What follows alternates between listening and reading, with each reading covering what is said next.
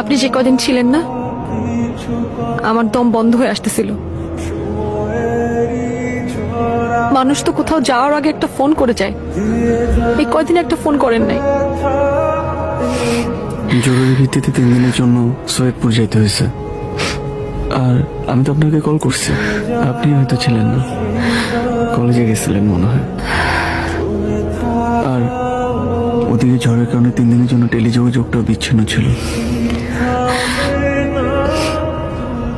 এই যে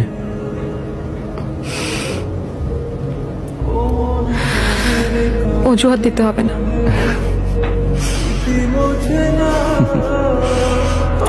টেলিযোগাযোগটা বিচ্ছিন্ন থাকলেও আমাদের মনের যোগাযোগটা কিন্তু বিচ্ছিন্ন হয়নি।